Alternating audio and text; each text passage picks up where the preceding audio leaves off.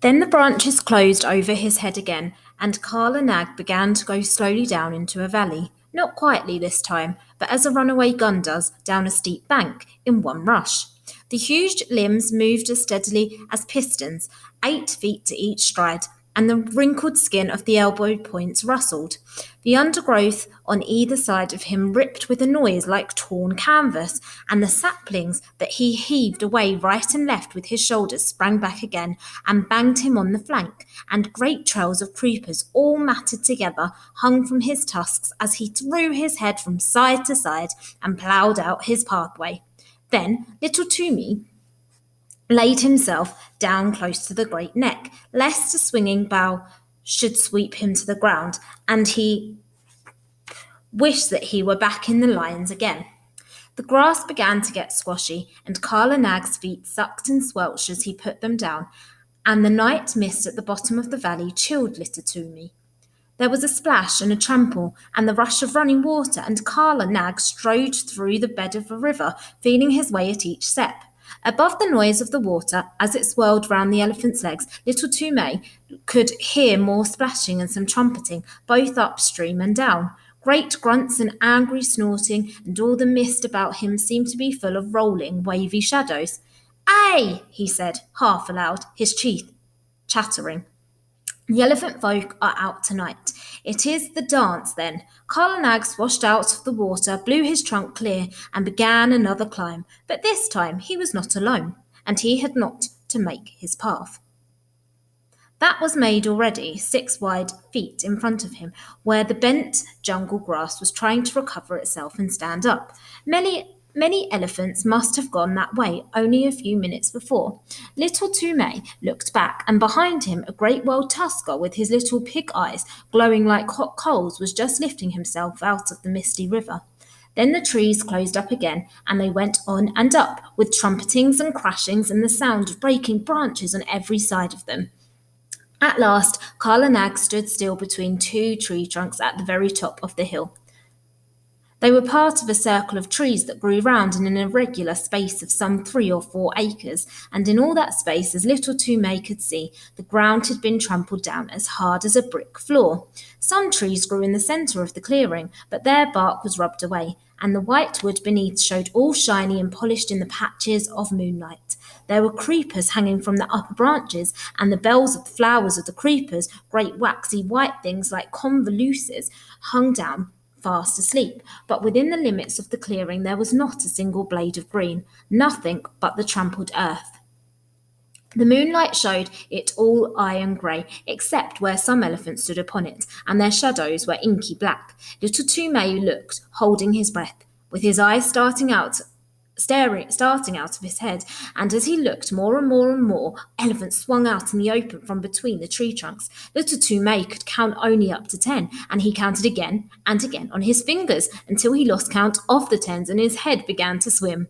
Outside the clearing, he could hear them crashing in the undergrowth as they worked their way up the hillside, but as soon as they were within the circle of the tree trunks, they moved like ghosts. There were white-tusked wild males with fallen leaves and nuts and twigs lying in the wrinkles of their necks, and the folds of their ears, flat, slow-footed she-elephants with restless little pinky black calves only 3 or 4 feet high running under their stomachs. Young elephants with their tusks just beginning to show, and very proud of them, lanky, scraggy, old maid elephants with their hollow, anxious faces and trunks like rough bark. Savage old bull elephants, scarred from shoulder to flank with great wheals and cuts of bygone fights, and the caked dirt of their solitary mud baths dropping from their shoulders, and there was one with the broken tusk and the marks of the full stroke, the terrible drawing scrape of a tiger's claw on his side. They were standing head to head, or walking to and fro from the ground in couples, or rocking and swaying all by themselves, scores and scores of elephants. Toomey knew that, so as long as he lay still on Kala's neck, nothing would happen to him, for even in the rush and the scramble of Kedar Drive, a wild elephant does not reach up with his trunk and drag a man off the neck of a tame elephant, and these elephants were not thinking of men that night. Once they started and put their ears forward when they heard the clinking of a leg iron in the forest, but it was Pudmini. Peterson, Sahib's pet elephant. Her chain snapped short off, grunting, snuffling up the hillside. She must have broken her pickets and came straight from the Peterson Sahib's camp. And little Toomay saw another elephant, one that he did not know, with deep rope gals on his back and breast. He too must have run away from the some camp in the hills about. At last there was no sound of any more elephants moving in the forest, and Kala Nag rolled out from his station between the trees and went into the middle of the crowd, clucking and gurgling, and all the elephants began to talk in their own tongue and to move about. Still lying down, little Toomay looked down upon scores and scores of broad backs and wagging ears and tossing trunks and little rolling eyes. He heard the clicks of tusks as they crossed other tusks by accident, and the dry rustle of trunks twined together and the chaffing of enormous sides and shoulders in the crowd and the incessant flick and hiss of the great tails. Then a cloud came over the moon, and he sat in black darkness. But the quiet, steady hustling and pushing and gurgling went on just the same. He knew that there were elephants all around Kala Nag, and that there was no chance of backing him out of the assembly. So he set his teeth and shivered. In a Kedar, at least there was torchlight and shouting, but here he was all alone in the dark, and once a trunk came up and touched him on the knee. Then an elephant trumpeted, and they all took it up for 5 or 10 terrible seconds. The dew from the trees above spattered down like rain on the unseen backs, and a dull booming noise began, not very loud at first. And little Toomay could not tell what it was, but it grew, and Kala Nag lifted up one forefoot and then the other, and then brought them down on the ground, 1, 2, 1, 2, as steadily as trip hammers. The elephants were stamping all together now, and it was sounding like a war drum beaten at the mouth of a cave. The dew fell from the trees, still there was no more left to fall, and the booming went on, and the ground rocked and shivered. And little Toomay put his hands up to his ears to shout at the sound, but it was all one gigantic jar that ran through him. This stamps of hundreds of feet on the raw earth. Once or twice he could feel Kala Nag and all the others surge forwards a few strides, and the thumping would change to the crashing sound of juicy green things being bruised. But in a minute or two, the bottom of feet on hard earth began again. A tree was creaking and groaning somewhere near him. He put out his arm and felt the bark, but Kala Nag moved forward, still tramping, and he could not tell where he was in the clearing. There was no sound from the elephants, except once, when 2 or 3 little calves squeaked together. Then he heard a thump and a shuffle, and the booming went on. It must have lasted fully 2 hours, and little Toomay ached in every nerve, but he knew by the smell of the night air that the dawn was coming. The morning broke in one sheet of pale yellow behind the green hills, and the booming stopped with the first ray, as though the light had been an order. Before little Toomay had got the ringing out of his head, before he had shifted his position, there was not an elephant in sight except Kala Nag, Pudmini and the elephant with the rope gals, and there was neither sign nor rustle nor whisper down the hillside to show where the others had gone. Little Toomay stared again and again. The clearing, as he remembered it, had grown in the night. More trees stood in the middle of it, but the undergrowth and the jungle grass at the sides had been rolled back. Little Toomay stared once more. Now he understood the trampling. The elephants had stamped out more room, had stamped the thick grass and juicy cane to trash, the trash into the slivers into tiny fibres, and the fibres into hard earth. "Wah!" said little Toomay, and his eyes were very heavy. "Kala Nag, my lord, let us keep my Pudmini and go to Peterson Sahib's camp, or I shall drop that from thy neck." The third elephant watched the two go away, snorted, wheeled round, and took his own path. He may have belonged to some little native king's establishment 50 or 60 or 100 miles away. 2 hours later, as Peterson Sahib was eating early breakfast, the elephants who had been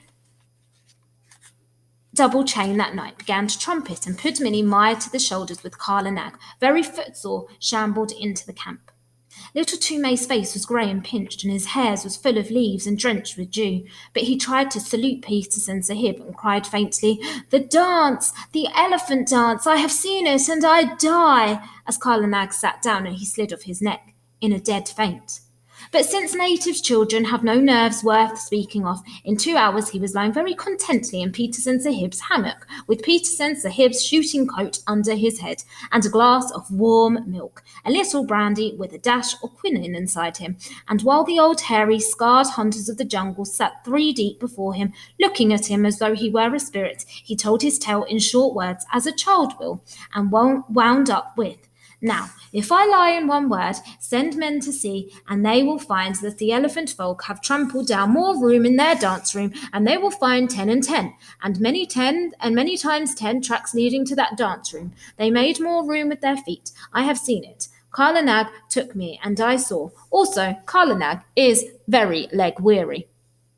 Little Toomay lay back and slept all through the long afternoon and into the twilight, and while he slept, Peterson Sahib and Machuapa followed the tracks of the 2 elephants for 15 miles across the hills.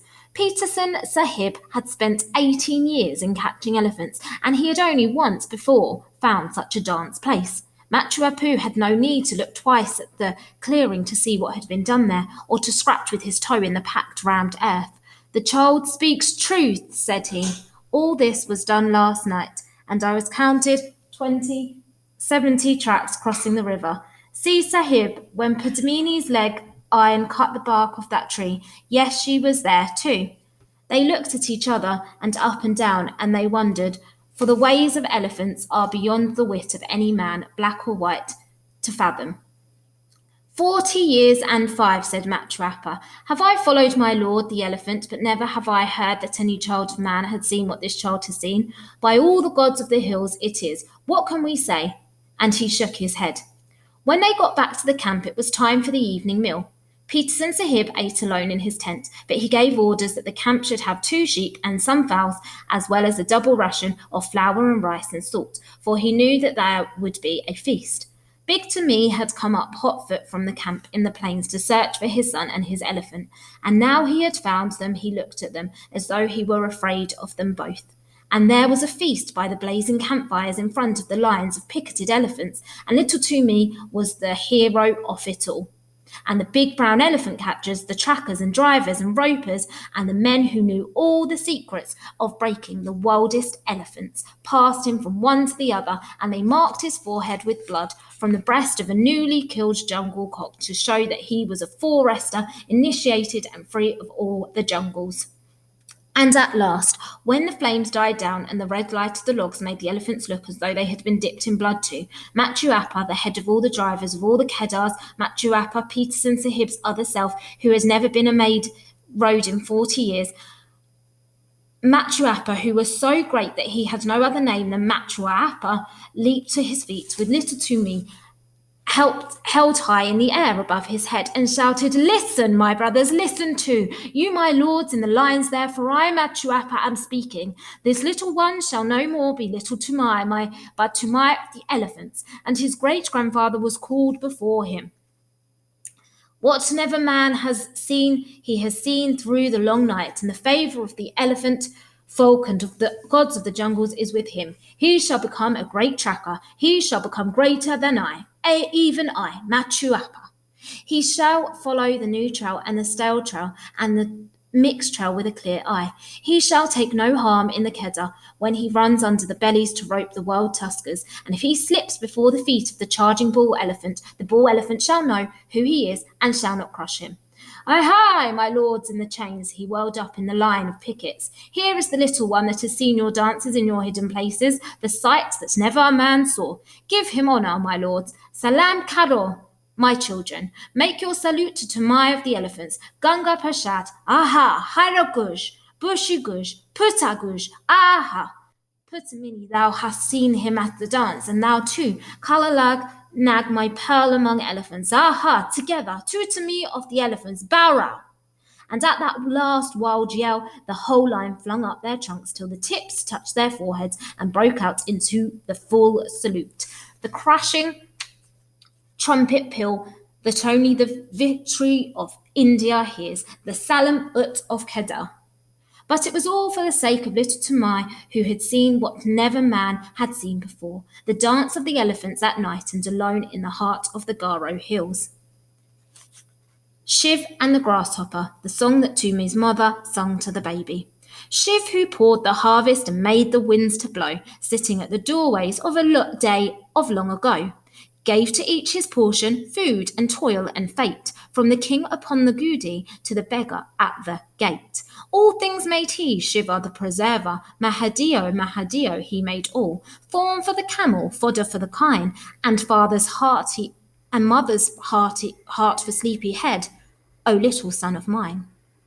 Wheat he give to rich folk, millet to the poor, broken scraps from holy men that beg from door to door. Cattle to the tiger, carrion to the kite, and rags and bones to wicked wolves without the wall at night. Naught he found too lofty, none he saw too low. Pabati beside him watched them come and go. Thought to cheat her husband, turning Shiv to jest, stole the little grasshopper and hid him in her breast. So she tricked him, Shiva the preserver, Mahado, Mahado, turn and see. Tall are the camels, heavy are the kine, but this was least of little things, O little son of mine. When the doll was ended, laughingly she said, Master of a million mouths is not one unfed. Laughing, Shiv made answer, all have had their part, even he, the little one, hidden next thy heart. From her breast she plucked it, Pabati, the thief, saw the least of little things, gnawed a new-grown leaf. Saw and feared and wondered, making prayer to Shiv, who hath surely given meat to all that live. All things made he, Shiva the preserver, Mahado, Mahado, he made all. Thorn for the camel, fodder for the kine, and mother's heart for sleepy head, O little son of mine.